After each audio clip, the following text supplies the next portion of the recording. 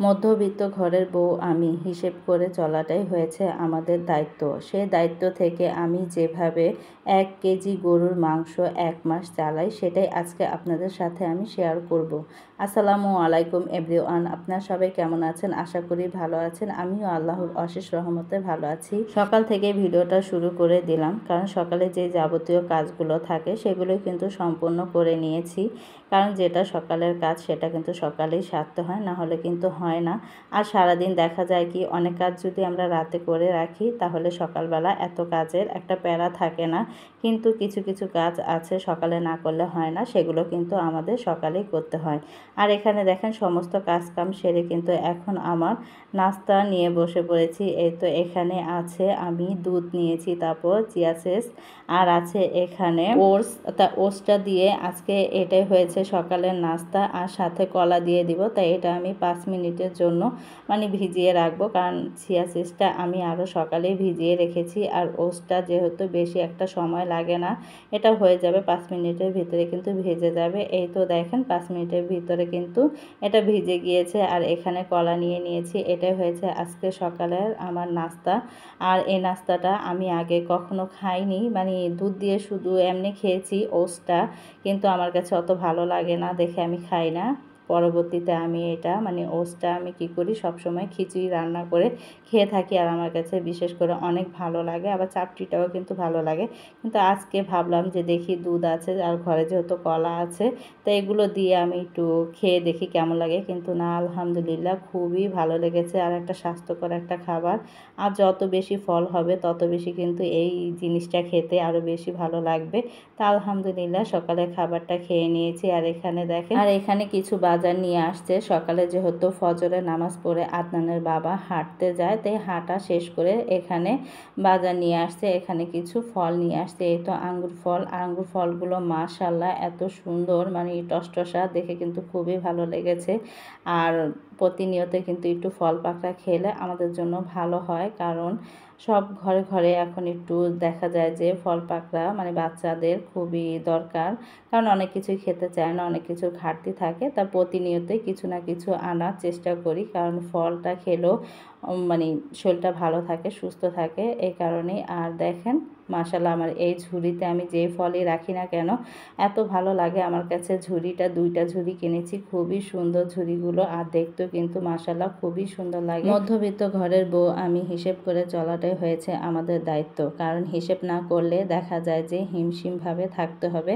আমরা ভালোভাবে কিন্তু চলতে পারবো না, কারণ যে সীমিত আমাদের আয় সেভাবে কিন্তু আমাদের ব্যয় করতে হবে। তাহলে কিন্তু আমরা পুরা মাসটা সুন্দরভাবে চলতে পারবো, কারণ একটা মাস আমাদের এই অল্প বেতন দিয়ে চলাটাই অনেকটাই হিমশিম খেয়ে যাই আমরা। অতএব মাসের শেষে সেই হিমশিমে জানি না পড়তে হয়, তাহলে কি করতে হবে, আমাদের একটা হিসেব করতে হবে।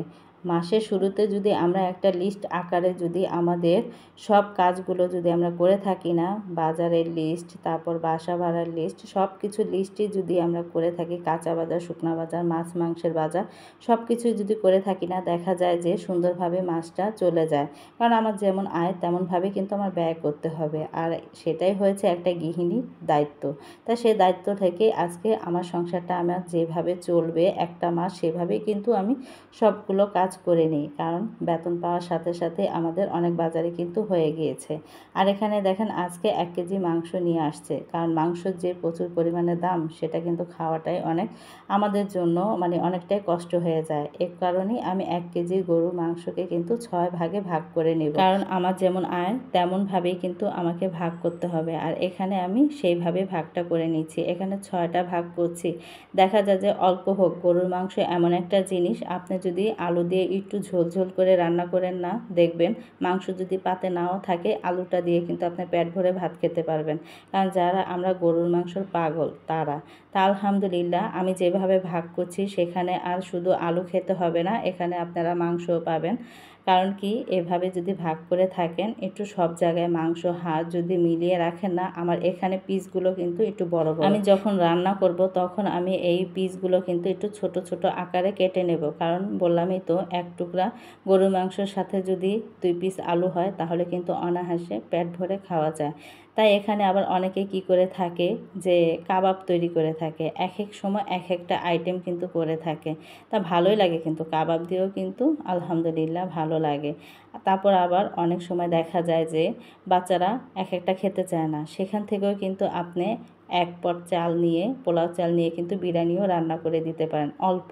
যেমন অল্প আয় তেমন। বাচ্চারাও কিন্তু অনেক সময় মাছ খেতে চায় না, তারপর আবার সবজি তো খেতেই চায় না। বাচ্চাদের জন্যও কিন্তু মাঝে মাঝে এরকম করে যদি আমরা টুকরা টুকরা মানে ভাগ করে রাখি না, তাহলে দেখা যায় কি বাচ্চাদেরকেও এক এক সময় এক একটা আইটেম করে দেওয়া যায় এখান থেকে।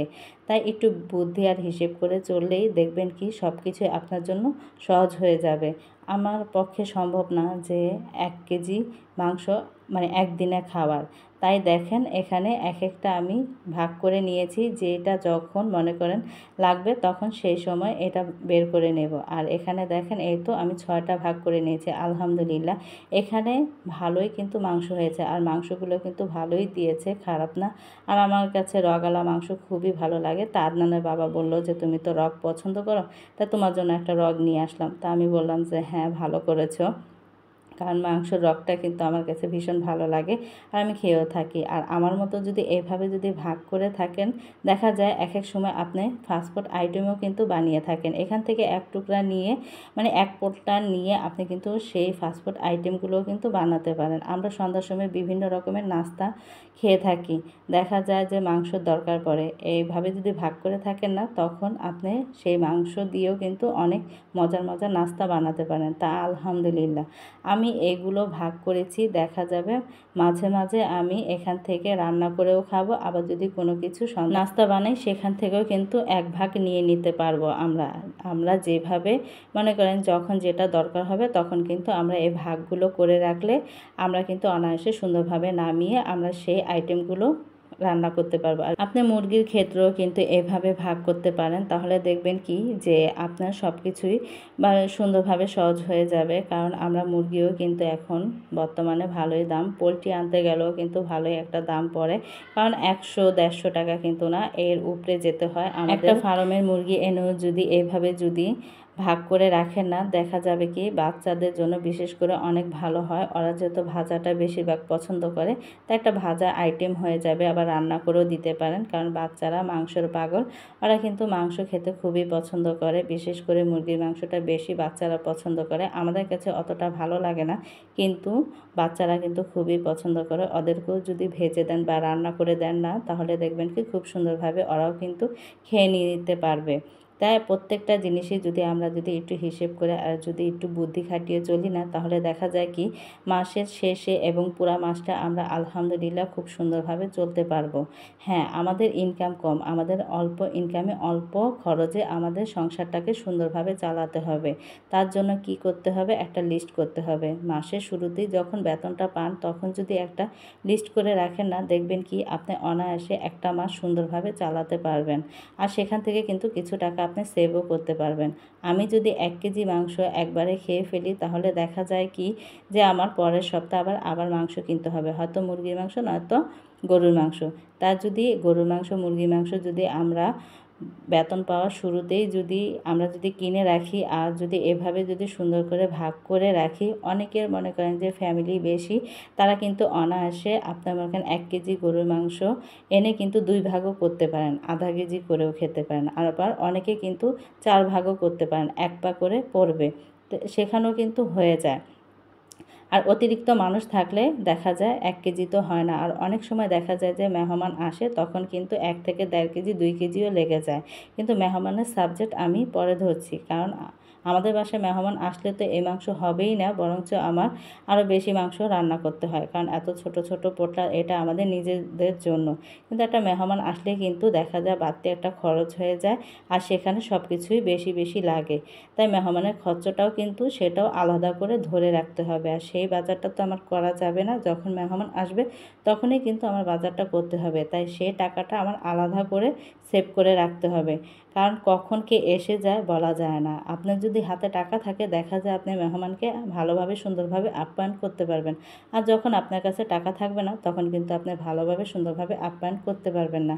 তো সব জিনিসে কিন্তু পরিকল্পনা আমাদের থাকা দরকার, কারণ আমরা মধ্যবিত্ত, জানি কোথাও না ঠেকি এমনভাবে আমাদের চলা উচিত, জানি আলহামদুলিল্লাহ আল্লাহ পাকের দরবারে সবসময় যেন আমরা ভালো থাকি, অল্প খাই তাতে কোনো সমস্যা নেই, কিন্তু কোনো মেহমানের কাছে কিন্তু ছোট হওয়া যাবে না, কারণ মান সম্মান বলে কথা। আর বিশেষ করে মান সম্মান এমন একটা জিনিস সেটা কিন্তু অর্জন করা অনেক কঠিন, কিন্তু আপনি যদি চলে যায় সেটা আর আপনি কখনো ফিরে পাবেন না।